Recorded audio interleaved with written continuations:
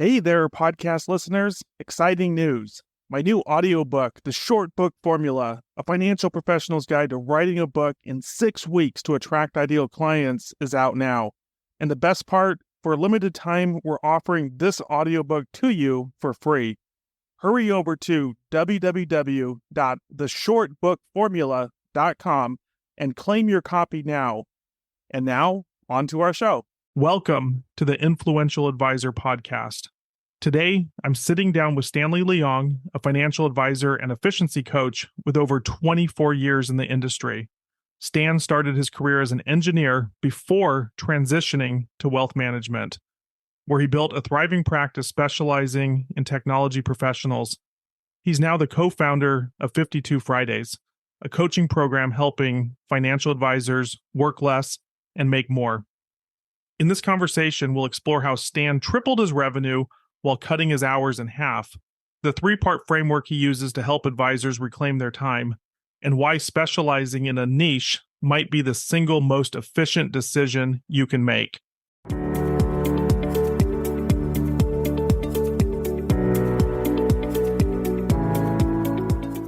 Hey, Stan, how are you doing? Good. How are you? I'm doing fantastic. So I've been looking forward to our conversation today, and I'm really excited to dive into what you're doing with your company, 52 Fridays, to help financial advisors, I think, get their life back in many ways. Yeah. So just big picture, tell us a little bit just who you are, a little bit about your background, and what is 52 Fridays? How do I take every Friday off? I'm taking notes for myself at this point. Yeah, perfect. So I'm a financial advisor, started in 2002. I was actually an engineer before that, and then became a financial advisor, switched careers. I've been in the industry 24 years or so. What led me to 52 Fridays is about 10 years ago, I was doing okay for myself. I was a solo advisor, had an AFA and non-licensed staff. On paper, I looked good. I was making about $600,000 in revenue. But in reality, I was really stressed out. I was working nights and weekends. I was working during conferences, during vacations. Work was always on my mind. I was just really stressful. I also had 2 little girls at the time, and so I wasn't home as much as I wanted to be. And even when I was home, there wasn't quality time. I wasn't fully present. At some point, I just realized that this can't continue on. It's not sustainable. So I actually started just trying to do research on how do we become more efficient. I started reading books, listening to podcasts, joined some coaching programs, and fast forward to today. Last year, I averaged about 34 hours a week, essentially took every Friday off, which is where the name 52 Fridays came from. And perhaps most importantly, I tripled my revenue, just hit around 2 million in revenue last year. So basically tripled my revenue, working half the hours I was working 10 years ago. What was interesting is I started taking every Friday off, maybe about a year and a half ago. And a couple months into it, I started getting bored on Fridays.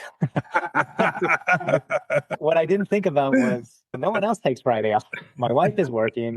My kids are older. They don't hang out with me anymore. My friends are all working on Fridays, so I had nothing to do. And I started thinking about maybe helping other advisors achieving what I did. And so I ended up talking to a colleague of mine, also a financial advisor. His name's Darian Tong, also a very similar practice to mine. He takes 1 day a week off as well. He's been in some of the same trainings and programs that I have.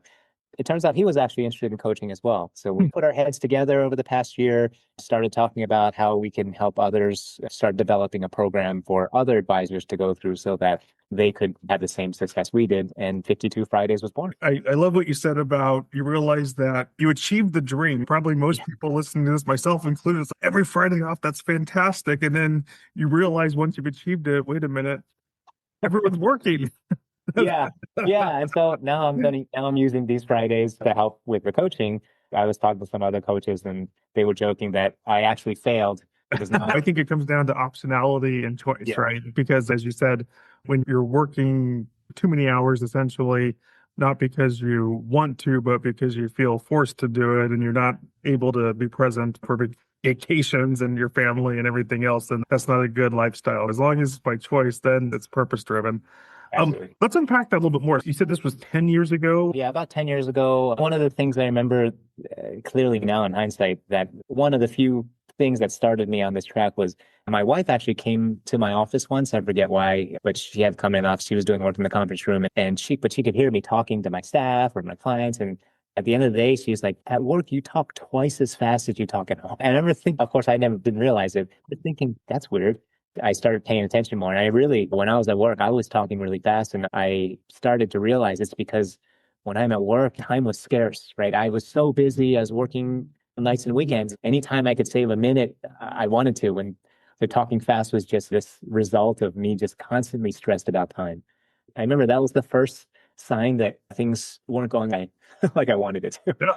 Yeah. No, I think it's so common. I'm actually in the process of writing a new book that mirrors a lot of that, where I call it the success trap, where Okay. someone builds a practice and they're successful from the outside, where good revenue and all those things. But if you can't enjoy life, if you can't enjoy the fruits of your labor, and it causes the stress and health problems for many, then is that really successful? Yeah, that's exactly where I was too. Yeah, it was to call it victim of your own success. Yeah. I'm starting to get really good at getting clients, and so I'm getting lots of clients. I'm making Exactly. money, but then that's that much more time I have to spend servicing the clients, and then all of a sudden you're just running around putting fires out all day. I think it's hard because I think this comes down to identity and vision and choices that we make. What are some of those? You mentioned your wife and just the comment that she made. What are some of those, if you think back to that time, what are some of those early insights or indicators that got you to essentially decide to pursue a different path or to find a better path for yourself? I know another one was, and I'm sure everyone deals with this when they have little kids, is I have two little girls and I get home later than I'd want to. Almost and I know a lot of people struggle with this. I tell my wife, okay, yeah, I'll be home at 6. And 8 o'clock I get home every time. And then I had some time to play with the girls. You lie down on the floor and you're playing with whatever figures. And before you know it, you're just completely asleep. And my girl's like playing on top of my body. And that happens so many times. And I was like, God, that's not good. Yeah. I'm not like being involved in their life. And so that was definitely a sign that something had to change. And then another one too, this was right around when I was starting the journey of becoming more efficient. I was listening to Kisses has just come out with his podcast where he interviews financial advisors. And one of the early ones was with Matthew Jarvis. And he had a practice that was a little ahead of mine. He was making a little more revenue. He was talking about how didn't have much. His practice looked very similar to mine, staff wise. He was taking, I don't know, half the year off, and he had this lifestyle type practice. I remember just thinking, you can do that? I had no idea that was a thing. I just thought you grew your practice and then you hired more people and then they took on your junior clients and then you worked up your way up. And before you have this huge enterprise practice with the 20 advisors under you and that type of thing. And I didn't even realize you could have a lean, efficient practice like that. When I heard that, I was like, wow, that sounds like something I want. So I know that was definitely a big motivating step to keep going. Do you find that for the advisors that you work with, that do many of them lean towards wanting to build more of that enterprise practice, or do they prefer to build more of a lifestyle practice, or just what's your take in terms of other advisors? I think most advisors, especially that are a little more experienced, I think they're like me in that they either don't realize or just haven't considered a practice that can be efficient and you can actually have a real life and really enjoy your life while you have the practice. Because the enterprise practice is really the traditional route of growing a business. And so I feel like most advisors I talk to they may know that it exists, but never really thought about it for them. Or if they did, they just didn't know how to go about it. I do hear younger advisors, especially in the independent space, they tend to know that there's the things that are called lifestyle practices, and they tend to be little more open, or realize that's an option for them. I remember my very first financial advisor client. This was back in 2016. His name was Shane Walls. And he lived the epitome of a lifestyle practice. And this was before COVID, but he had no office. He worked from home, did it on Zoom, made super high income, had no staff, no employees, was traveling all the time. And I could tell just back then, this was about 10 years ago, that everyone, they were just amazed and jealous about what he was able to establish for himself. Because to your point, I think the traditional models, we all want to grow, right? But it's you can make choices in terms of how you grow. And if at the end of the day you're stressed and aren't able to enjoy the fruits of your labor, then is that really success? Yeah, and I'd say too, one, technology has made it easier for sure. Yeah. But also I know sometimes I think the term lifestyle practice is starting to almost be a bad word now. Okay. And obviously it just depends on what you want to practice. And I just maybe just point out that it doesn't have to be one extreme or the other. There's Okay. some balance in between. I would consider my practice not really a pure lifestyle. I'm still growing. I still have equity in the business. I am Yeah. still making a lot of decisions for the growth of the business rather than Yeah. just for my lifestyle. But I definitely have more of a lifestyle practice than the folks that are just going pure enterprise, trying to build this 20 advisors under them type of practice. You can choose, of course. I think sometimes we just get focused on it has to either be lifestyle or where you're traveling all the time, everything's virtual, and you have no equity, but you're taking all the income, versus an enterprise where you have no life. You're not actually making much money because it's all going in the business, and you can sell it for billions of dollars. You can land anywhere in between as well. Definitely. And out of curiosity, why does lifestyle practice have a negative connotation? I think because it's gotten a little more popular, especially in an independent space. It's become, oh, you're just trying to make as much money now at the sacrifice of not having anything in the future. Type of, almost feels selfish in that you're just enjoying your life, but then you don't care about the business. It's so weird. You're enjoying your life. Shame on you, right? I know, exactly. Yeah, it shouldn't have a negative connotation. What's fascinating though is that during this time of making this transition, you optimized for quality of life, I'll call it. And at the same time, if I heard you correctly, you tripled your business. And at the same time, you must know something that the rest of us don't know, because in my mind, I'm going to optimize for a lifestyle means I'm going to maybe not be as ambitious in my business. But it sounds like you've done both at the same time. You've grown your business and you've increased the quality of your life. Tell us more about that. Yeah, I think that's what makes our program a little unique from others. Our tagline is work less, make more. And so the make more part is essentially what most coaches focus on. And we do too. Like you said, ultimately, the objective of most financial advisors is to grow their business. We do believe, just like I've done, you can make more by working less. So the work less part actually causes you to make more. It's not just one or the other. Advisors that work with us, they can expect to go home earlier, have less stress, have more quality time with family, or take more vacation and feel better when they are at work, be more productive. But at the same time, do that without sacrificing the growth. Anyone can take Friday off and make 20% less in revenue. The idea is to take Friday off or whatever it is you want to do, but continue to grow the revenue. And in fact, grow the revenue even faster than you were before when you were really busy. And I know it sounds counterintuitive. No, that was my question. That's counterintuitive, right? I work less and I make more. Okay, it sounds good as a catchy title, but you've lived this, you've done this. How is that possible? Yeah. So at a high level, I think I'll pull a jujitsu analogy here. One of the things that you learn in jujitsu is when you're fighting someone, and it's just grappling, right? And so when you're essentially wrestling with someone, the things you're supposed to think about are, what does your technique look like? What are they doing to you? And how do you defend against that? Where is your center of gravity? Where are your arms and legs compared to your torso? All these type of things. But I remember the first week, month, even year of doing jujitsu, I learned all this stuff. And then you start fighting someone, and all of that goes out the window. I'm not thinking about any of that when I'm fighting someone. I'm thinking of one thing and one thing only, and that's just to survive. You have some guy that's trying to choke you out, trying to break your arm or dislocate your shoulder. All I can think about is survival, right? I don't have the luxury of thinking about, oh, how is my technique looking right now when someone's trying to kill you? I just want to not die, basically.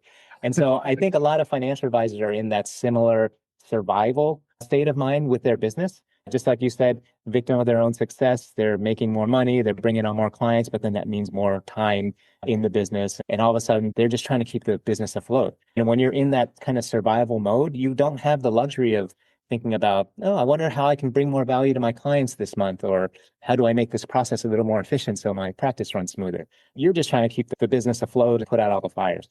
Fast forward the clock to today, now that my business is efficient, I'm working less. Now I have time to think of those things. In fact, that's all I think about. Every day I go to work, the first thing I think about is, how can I provide more value to my clients? And that's not something I could think about 10 years ago when I was just running around trying to keep the business afloat. So I think the working less part helps you make more, if only because when you work less, you can now focus on the things that really matter and that have meaningful change to your practice. I totally agree, and I've seen it in my own life, and I think that's really wise. I need you to share this, is that you mentioned jujitsu a moment ago.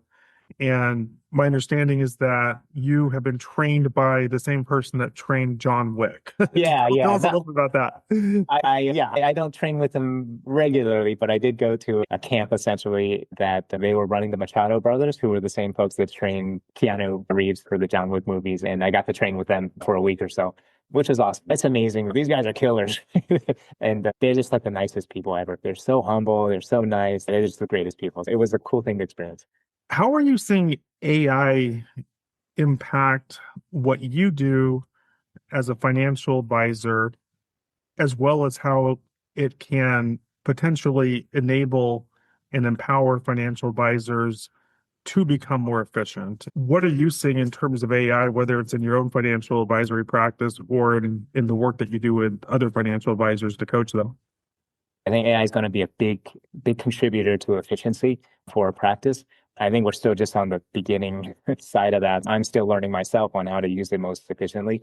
There's a lot of little things that definitely I know advisors and I'm using right now, but many of things people may have heard of before, just helping you write emails. I have a $1 million minimum for my Mhm. financial advisory practice, and sometimes folks will email me and want to work with me. And I've always had trouble. How do I write an email back that's like nice and not oh, you don't have enough money to work with me type of attitude, but at the same time pointing out that I do have the minimum, and AI has been so good for that. I just ask it like the first try, hey, I have this situation, and yeah, it just writes such a great email that it's not snobby. So things like writing emails, of Yep. course, some of our forms, in order to put a trust into our system, we need to know who are the trustees. Do they have the ability to do this? Do they have the ability to do that? Do they both have to sign something, or can one just sign independently? Now, instead of reading through the trust document, I can just use AI to look it over, and AI answers all those questions for me. So little things like that, I think, help with the individual the sort of productivity efficiencies. I think where AI can really benefit is more on the strategic side, trying to help figure out how you should market, the direction of your business, how to integrate new tools in an effective way. I feel like those in the future is where they'll have the biggest impact. AI is fascinating, and it's how do we gain the efficiencies and also add more value at the same time? Because I think there's always going to be a human factor. We need to evolve as professionals to make sure that we're calibrating correctly so that we're able to increase the level of service and so that our clients still see us as valuable to them and at the same time leverage it for all the things that it can do so well. I always tell myself that today's the worst it's going to ever be. And it's already pretty amazing. We were talking earlier, it can get frustrating at times if it doesn't do it perfectly. But at the same time, today's the worst it's ever going to be. And it's going to only get better. So it's how do we effectively integrate it into what we do so that we can, I think, free our own time up even more, as well as provide more value to the people that we serve. Yeah, absolutely. Share some details. If someone wants to learn more, they're interested, what are some of the things that they can expect or who's a good fit for it? Share some details of it with us. Yeah, we've actually created a framework for what we call the 52 Fridays framework. And there are essentially three objectives that we think you should try to achieve in order to become the most efficient practice you can be. The first is focus, the second is structure, and third is clarity. So it's all revolved around those three objectives.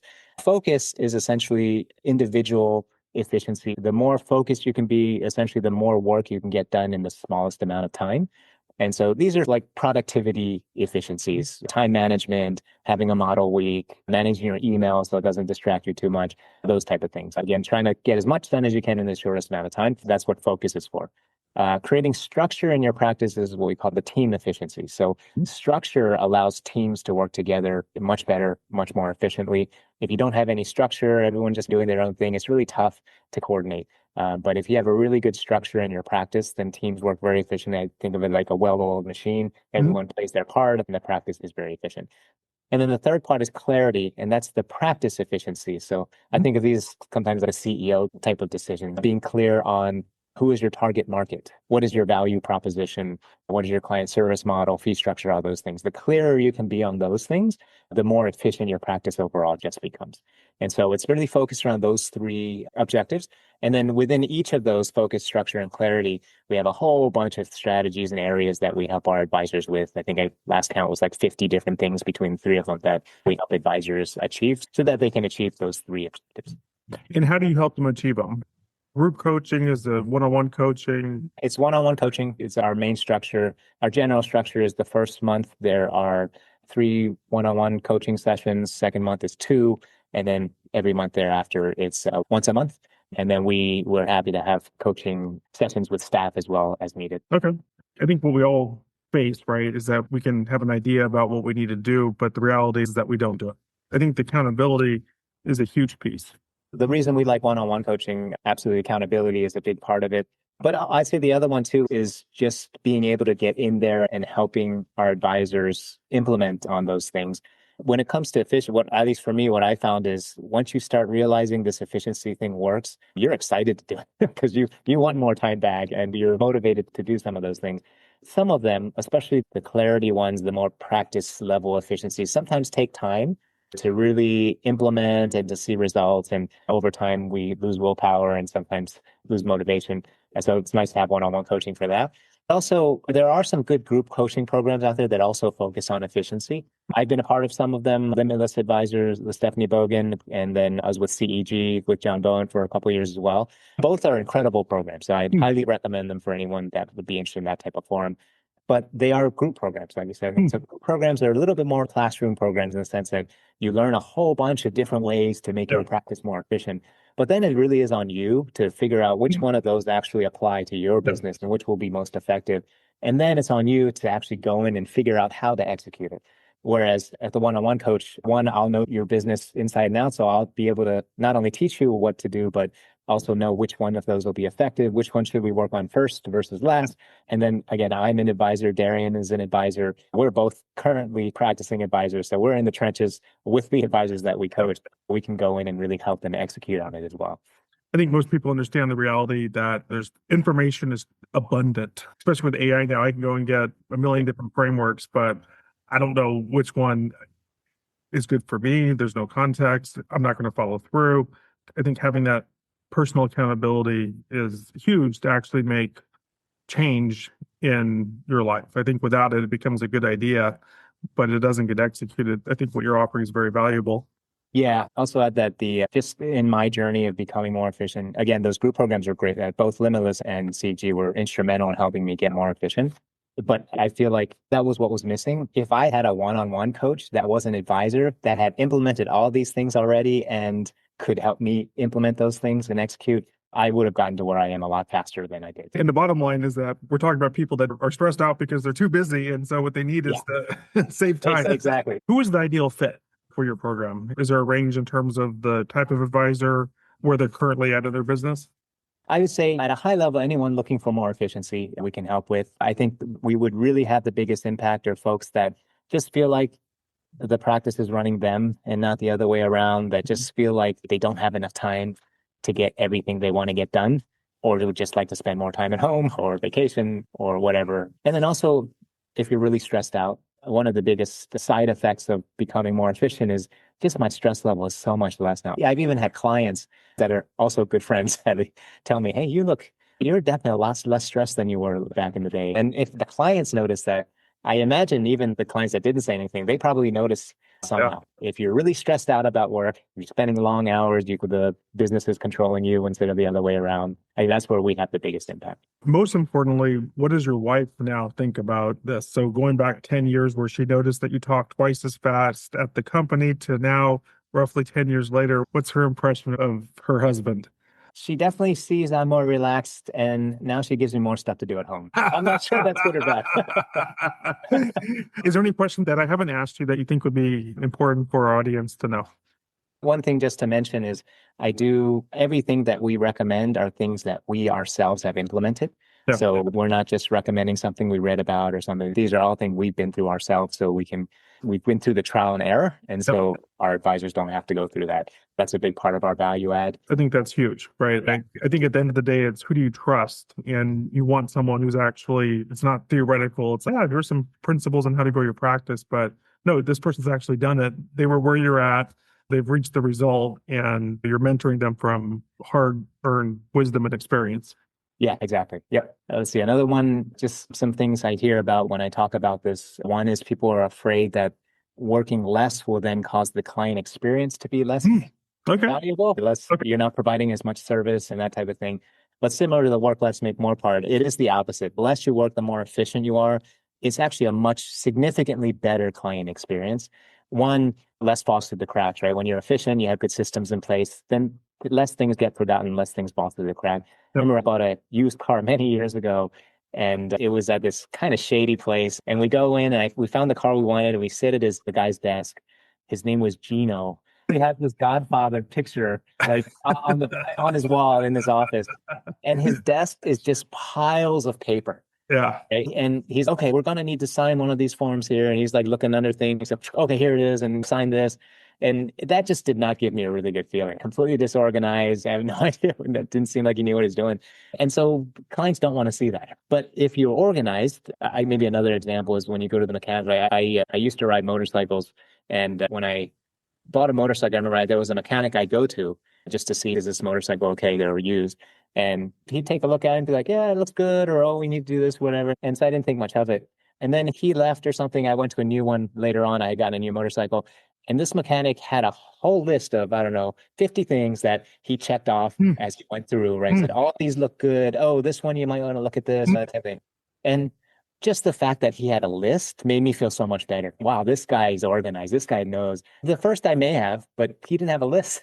So you don't really know. But just the fact that the other person was more organized just made me feel more confident. So I think that's a better client experience when the clients see that you're really organized, that you have really good systems in place, that you're consistent and the experience is more consistent.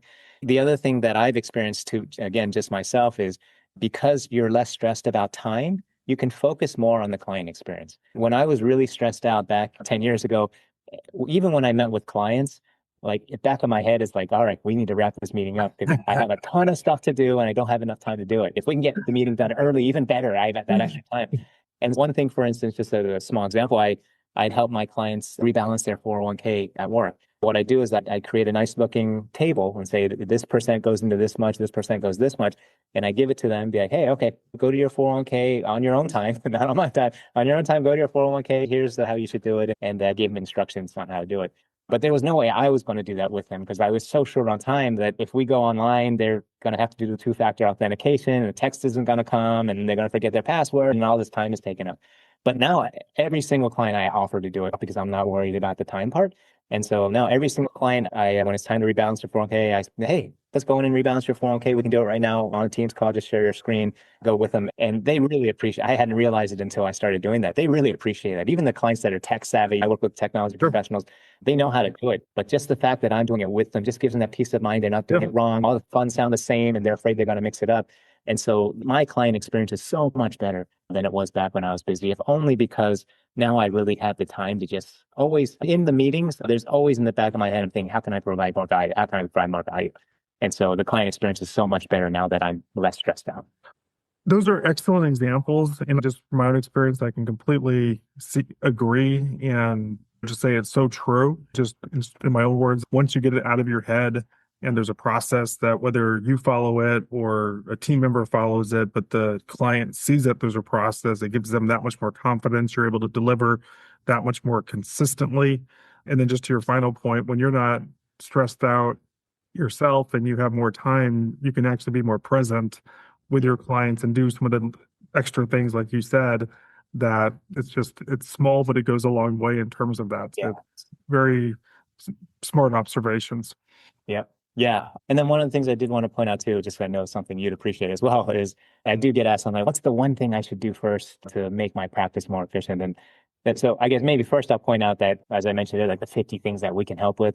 And I don't know if you read Atomic Habits. He has that story about the UK cycling team and the coach came in. The UK cycling team was terrible. The coach comes in and his whole philosophy is just marginal improvement, right? Just get 1% better at a bunch of little things.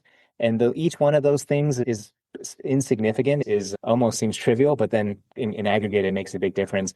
It was like brought in a sleep specialist just to help have them Yeah. sleep better, right? Yeah. Teach them how to wash their hands, right? So they're less likely to get sick, those type of things.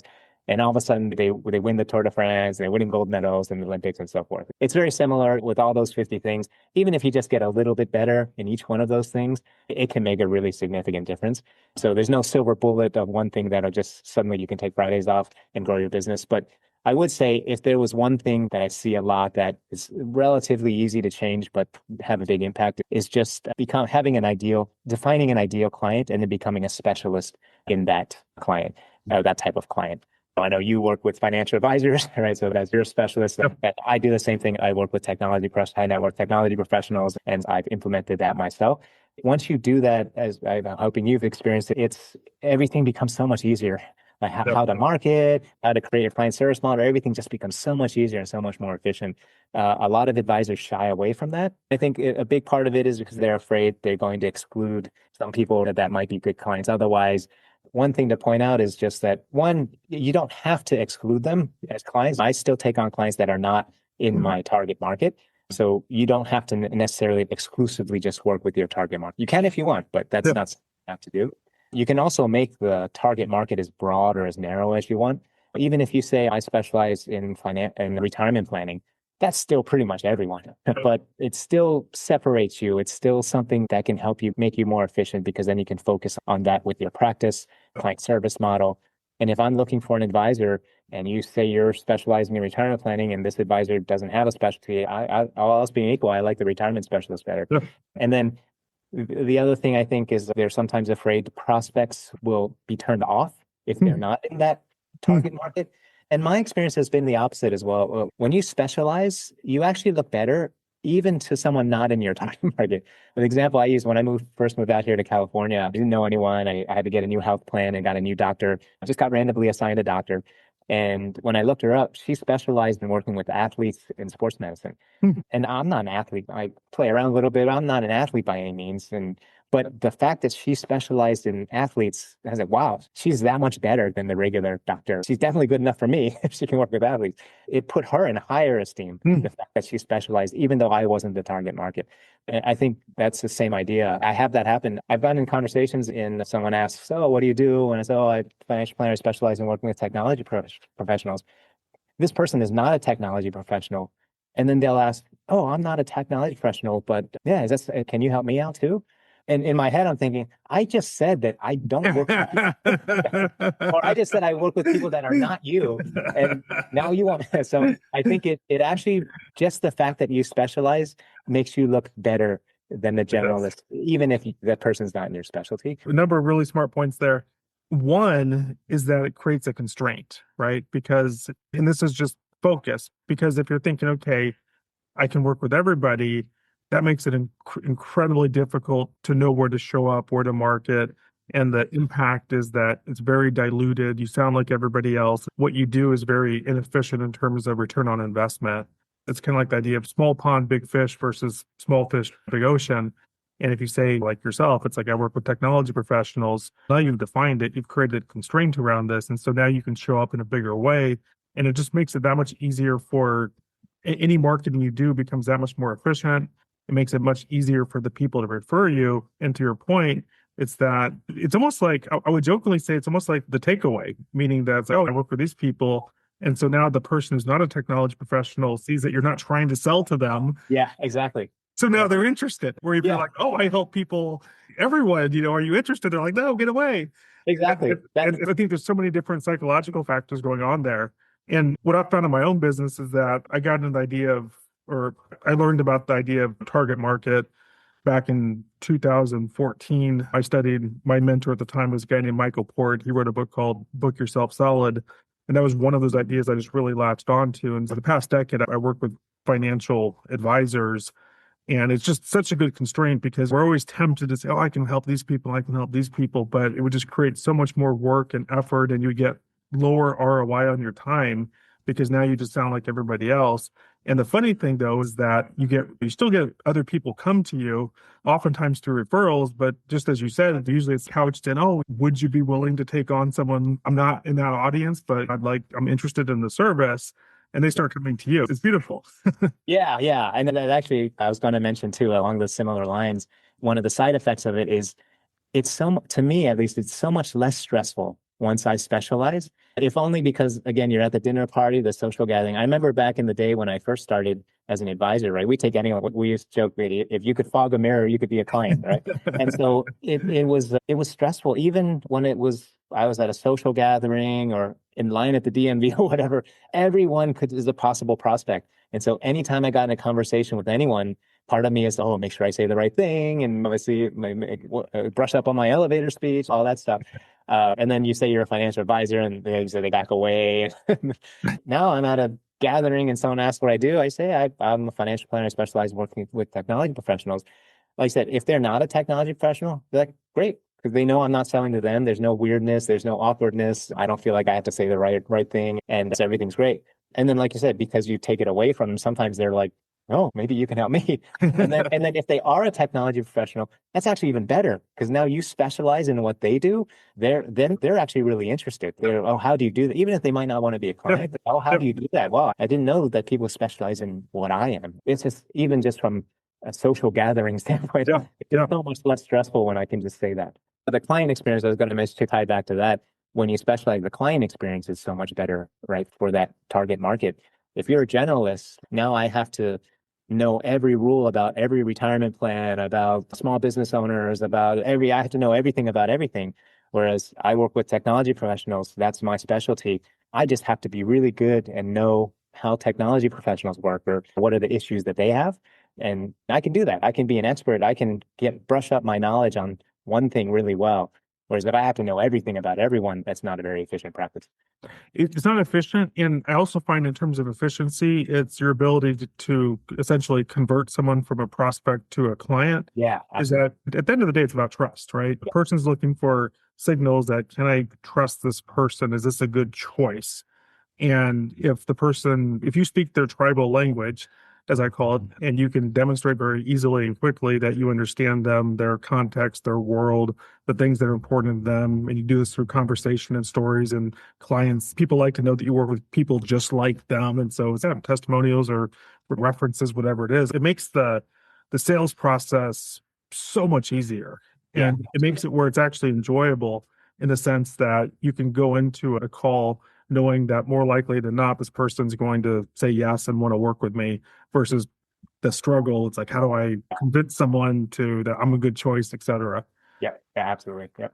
One thing that you mentioned I want to just touch on is that you now have $1 million minimum, which I think is fantastic. And I think it shows your confidence in what you do. I think it's also supported by the clients that you work with, et cetera. Can you share any tips or insights in terms of just your own journey of where you were maybe just years ago to now confidently turning down people? You said it, right? It's like before, it's like, if you fog a mirror, you're a client, whereas now you're literally turning people down if they don't have $1 million to move to you.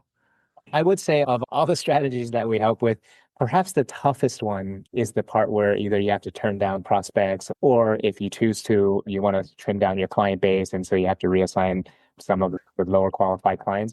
From an emotional standpoint, that is definitely the toughest one. And I can totally relate to it. I've had to do it myself. I've gone through several rounds of it and I've done the right things. I've done the wrong things. So I will say it's never the easiest thing, but there are easier ways to do it. You want to make sure you do it in a way that's respectful of them and that they don't feel like they're getting turned off. The last thing you want is like a bad review or someone feel like they've been jaded.